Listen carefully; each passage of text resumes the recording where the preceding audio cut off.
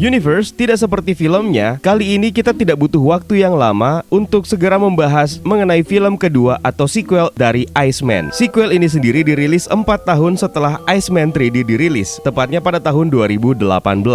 Penonton butuh waktu 4 tahun untuk menyaksikan kelanjutan cerita dari Iceman 3D yang sebenarnya bisa dibungkus menjadi satu film. Tapi karena terdapat berbagai macam permasalahan di balik layar, maka jadilah film ini menjadi 2 bagian.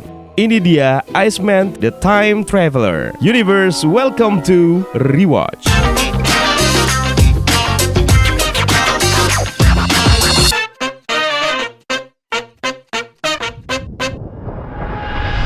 Film yang dirilis pada tahun 2018 ini merupakan kelanjutan dari Iceman 3D. Sayangnya, untuk film sequel ini terjadi pergantian di kursi sutradara yang kali ini diarahkan oleh Raymond Yip. Masih dibintangi dengan aktor-aktor yang sama dari film pertama. Donnie Yen sebagai He Ying, Eva Huang sebagai Xiao Mei, Simon Yam sebagai Yuan Long, Wang Baoqiang sebagai Shao, dan Yu Kang sebagai Nihu. Film ini sendiri termasuk salah satu film terburuk yang pernah dibintangi oleh Donnie Yen. Mau tahu alasannya kenapa? Mendingan kalian dengerin aja bacotan saya kali ini. Kalau kalian tetap pengen nonton filmnya, kita berikan peringatan. Video ini adalah full spoiler content.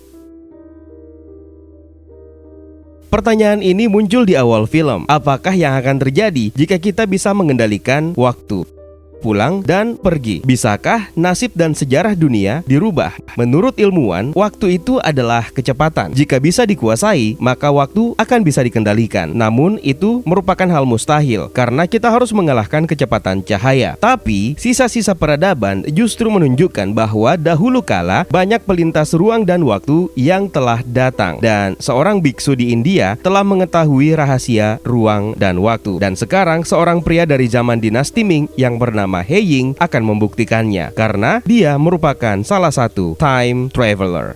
400 tahun yang lalu, kerajaan dinasti Ming merupakan kerajaan yang sangat tangguh. He Ying pada waktu itu adalah salah satu penjaga elit kaisar yang lahir pada tahun 1591 yang berasal dari desa Taoyuan. Ketika kecil, dia telah direkrut dan dilatih menjadi prajurit dan bertemu dengan ketiga sahabatnya, yaitu Yuan Long, Shao, dan Nihu. Mereka berempat sangat akur dan tidak ada yang bisa memisahkan persahabatan mereka. Hingga satu ketika, mereka berempat telah dewasa. Mereka kemudian dikirim ke barat. Di sana, seorang biksu memberikan He Ying sebuah alat teleportasi yang bernama roda waktu emas atau bola suci dan sebuah lingga untuk menjadi pemicunya.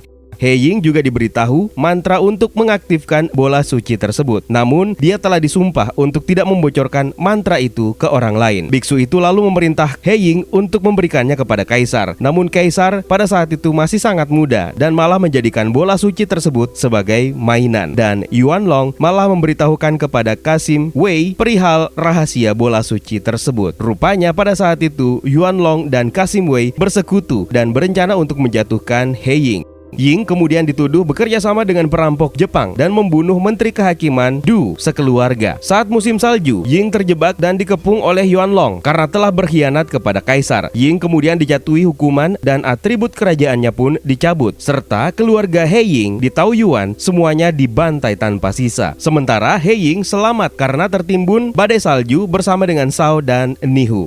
400 tahun kemudian, jaringan penyelundup gelap harta nasional membawa tubuh He Ying, Shao, dan Nihu yang membeku ke Hong Kong untuk dijual. Namun karena truk yang membawanya kecelakaan, dia dan kedua sahabatnya kemudian terbangun dari peti. Pada saat itu, Ying masih menyimpan lingga yang dia dapatkan dari seorang biksu dari India.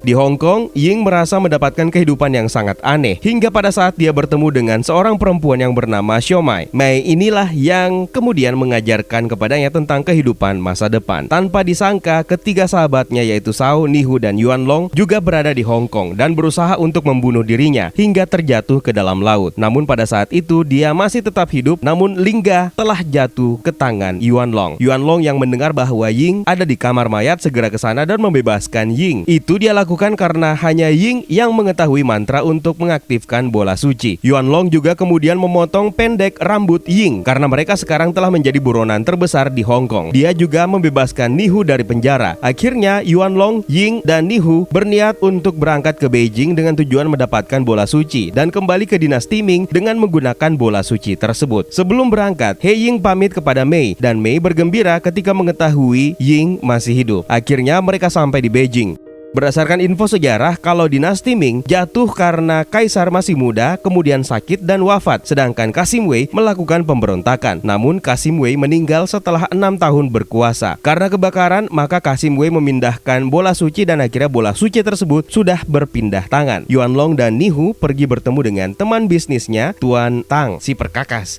Oke, lanjut. Dari Tuan Tang, dia mendapatkan peta tempat bola suci itu berada. Akhirnya He Ying dan Yuanlong berangkat menuju lokasi tempat bola suci tersebut berada. Namun Nihu tidak bersama dengan mereka karena menurut Yuanlong, Nihu punya sedikit urusan di kota. Ketika tiba di sana, mereka berhasil menemukan bola salju. Yuanlong dengan tergesa-gesa memerintahkan He Ying untuk membacakan mantranya. Namun Ying menolak karena dia tidak ingin pergi jika mereka berempat tidak berkumpul. Saat itu Nihu akhirnya datang dan Yuanlong mengatakan kalau Shao telah meninggal dan mayatnya telah ditemukan. Tapi Ying tidak yakin dan tetap tidak mau mengucapkan mantranya. Nihu pun marah dan ternyata dia telah menculik Mei dan mengancam akan membunuh Mei jika dia tidak mengucapkan mantranya. Akhirnya dengan terpaksa Ying mengucapkan mantranya dan bola suci tersebut aktif serta membawa pulang Yuanlong dan Nihu kembali ke dinasti Ming. Sementara itu, Ying dan Mei terkurung di dalam ruangan tersebut. Pintunya tertutup pada saat bola suci itu aktif. Mereka tidak bisa menemukan jalan lain, namun Ying berhasil menemukan lingganya dan segera mengaktifkan bola suci kembali, kemudian pergi bersama dengan Mei. Namun ketika berteleportasi, mereka menemui masalah. Mereka tidak ke dinasti Ming, melainkan berada di dalam kereta api di tahun 16 Republik atau tahun 1927. Di sana, Mei sempat menolong seorang wanita dari gangguan orang Jepang. Mei mendapatkan kekuatan yang diberikan oleh Ying untuk melumpuhkan orang Jepang itu. Di atas kereta, Ying kembali mengaktifkan bola suci dan akhirnya mereka berada di dinasti Ming. Pada saat itu, Ying sendirian berada di hutan dan ternyata biksu yang pernah memberikannya bola suci juga ada di sana. Ying lalu bertanya cara untuk menyelamatkan desanya dari pembantaian dan biksu tersebut menjawab bahwa ketika planet sejajar maka hidupnya akan berubah besar. Ada sebab, ada akibat, semuanya tergantung dirinya. Di belakang ada dua jalan menuju ke desa, yaitu jalur kanan dan jalur kiri. Namun itu adalah dua jalan yang berbeda dan Yinglah yang menentukan nasib desanya sendiri. Ying pada akhirnya memilih jalan ke kanan.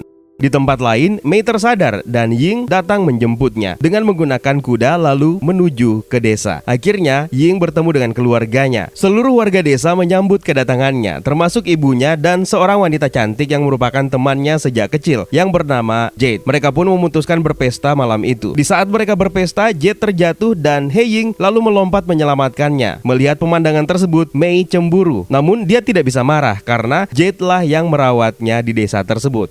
Sementara itu, Yuanlong dan Nihu kembali menjadi pasukan elit kaisar dan ternyata mereka berdua berencana untuk menguasai dunia dengan menggunakan bola suci yang sayangnya mereka harus merebut lingganya terlebih dahulu dari Ying. Di desa Taoyuan, Ying menyampaikan keinginannya kepada kepala desa untuk memindahkan warga karena ancaman serangan Jepang. Namun kepala desa malah menuduh Ying sedang mabuk dan tidak mempercayai ucapan Ying. Masih pada saat pesta berlangsung, ternyata Shao datang dan ketika melihat Ying, dia malah memeluknya. Ying mengira kalau dia akan menyerangnya, namun ternyata tidak. Ying lalu menanyakan keadaan Hong Kong, namun Shao malah mengira gonggong. Itu artinya Shao yang ditemuinya adalah Shao yang tidak pernah ke era modern. Akhirnya Ying menyadari kalau dia datang ke dinasti Ming di masa sebelum dia dituduh sebagai pengkhianat. Shao lalu mengundang He Ying untuk menghadiri pesta di rumah Menteri Du. Dalam pikiran Ying bahwa pada saat pesta itulah keluarga Du akan tewas dibantai dan dia akan dituduh sebagai pembunuhnya. Dia pun berniat untuk mengubah sejarah keesokan malamnya.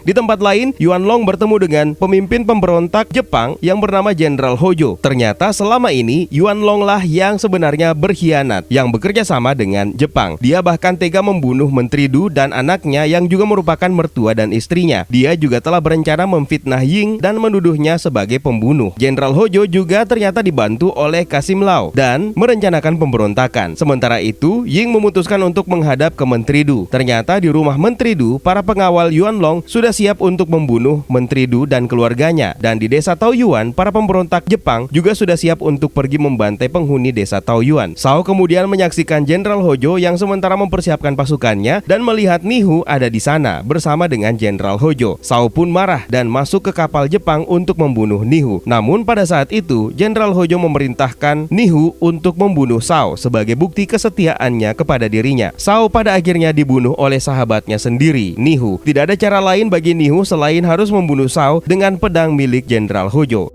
Di tempat lain, di rumah Menteri Du, Yuan Long datang bersama dengan istrinya dan menyambut kedatangan Ying. Lalu kemudian Menteri Du meminta Ying untuk menyerahkan lingganya ke Kaisar. Namun Ying mengatakan bahwa jika bola tersebut disalahgunakan, maka 10 tahun lagi kerajaan Ming akan jatuh dan 2 tahun lagi Kaisar akan wafat karena sakit. Namun bukannya percaya, Menteri Du malah marah besar dan menganggap Ying sedang menghina Kaisar. Dia pun memerintahkan prajuritnya untuk membunuh Ying, tapi mereka malah membunuh Menteri Du dan Yuan Long membunuh istrinya sendiri. Pada saat itu, Ying tidak dibunuh karena hanya Ying yang mengetahui mantra untuk mengaktifkan bola suci. Yuan Long juga mengajak He Ying bekerja sama, tapi dia tidak mau dan malah pergi.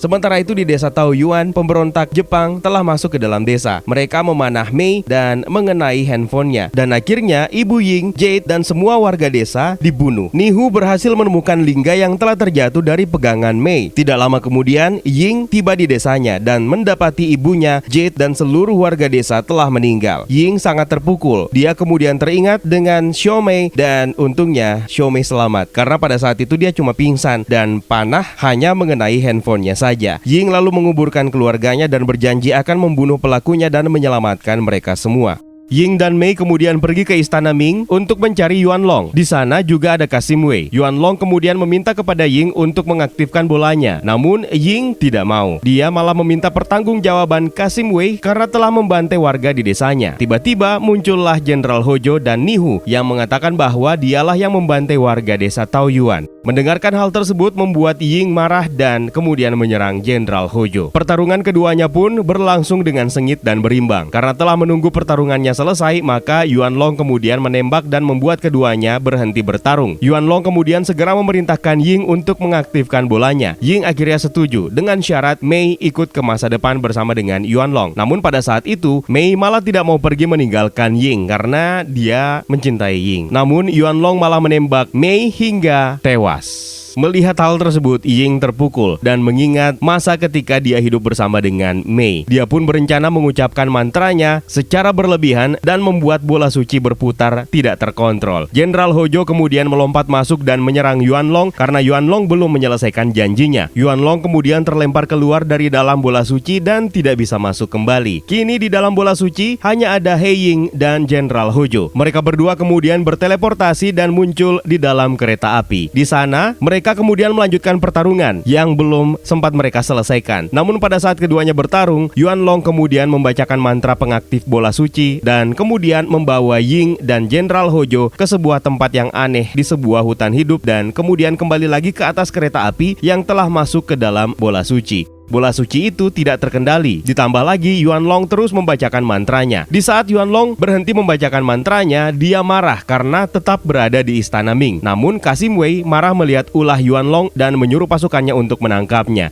Nihu yang ternyata telah diangkat menjadi pemimpin pasukan elit juga ikut membantu Kasim Wei. Kaisar pun datang, namun Yuan Long tidak mau berlutut hingga membuat Nihu menembakinya hingga tewas. Sementara itu, Ying dan Jenderal Hojo kemudian berteleportasi kembali ke hutan hidup. Namun Jenderal Hojo telah berhasil mengalahkan Ying. Ketika mengira Ying telah mati, Jenderal Hojo malah stres melihat keadaan sekelilingnya dan melakukan harakiri. Bukannya mati, ternyata Ying kembali berteleportasi menuju kedua jalan yang dia temui dulu ketika bertemu biksu. Ying akhirnya menyadari bahwa waktu kembali mundur dan membawanya ke pilihan kedua jalan tersebut, kiri atau kanan. Di sanalah dia kembali bertemu biksu yang memberikannya bola suci dan mengatakan hal yang sama, hidup jadi mati dan mati jadi hidup. Menurut sang biksu, ini adalah peluang terakhir Ying untuk mengubah sejarah dunia. Pada akhirnya Ying mengerti mengenai rahasia bola suci tersebut. Ternyata arah jalan jalan ke kanan adalah jalan yang mengikuti takdir alam semesta, sedangkan arah jalan ke kiri adalah jalan yang bisa mengubah sejarah dunia. Ying kemudian memutuskan untuk berjalan ke arah kiri dan waktu pun berputar mundur, menghidupkan kembali semua yang telah mati. Tentu saja juga menghidupkan kembali Mei, Jenderal Hojo, Yuan Long, Shao, dan semua yang telah mati. Dan hal pertama yang tentu saja harus dia lakukan adalah membunuh sumber masalahnya, yang tidak lain adalah Jenderal Hojo.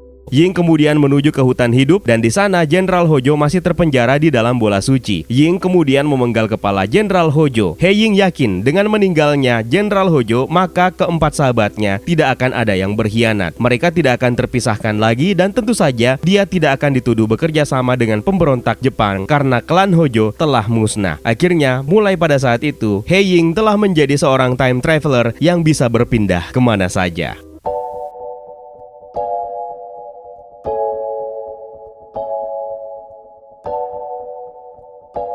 Sebagai sebuah film remake dari sebuah film hebat karya Clarence Fox yang berjudul The Iceman Comet dengan anggaran yang begitu besar untuk industri film Tiongkok, film ini harusnya mendatangkan begitu banyak pundi-pundi uang, terutama karena menghadirkan begitu banyak nama-nama besar di industri. Donnie Yen sendiri sudah tentu memiliki karisma yang selalu hampir di setiap film yang dibintanginya itu menular. Namun entah kenapa di film Iceman The Time Traveler, karisma tersebut sama sekali nggak nampak. Sorry to say. Awal film ini terasa begitu menjanjikan dengan merecap kejadian-kejadian yang terjadi di film pertamanya. Namun selepas bagian tersebut, filmnya berjalan dengan begitu kacau.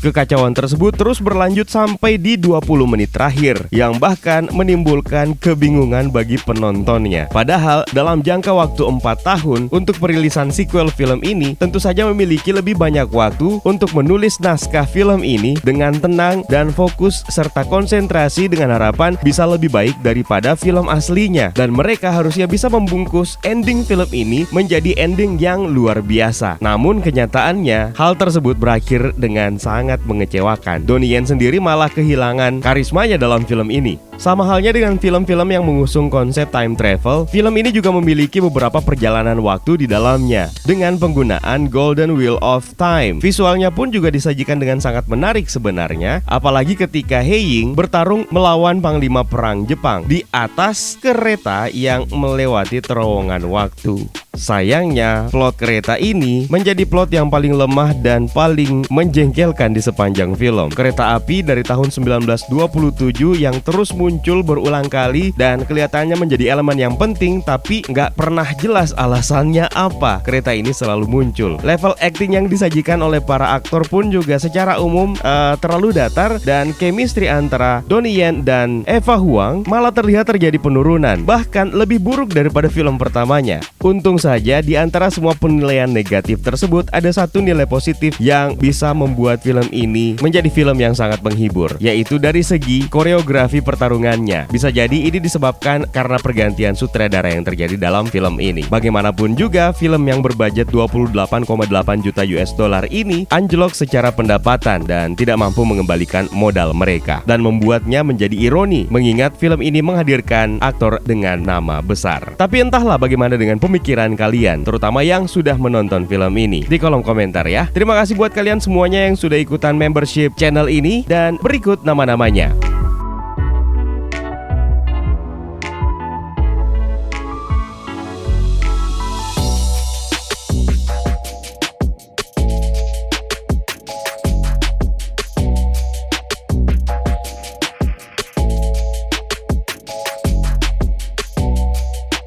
It's time for me to sign out. My name is Eka. Stay safe and until next time.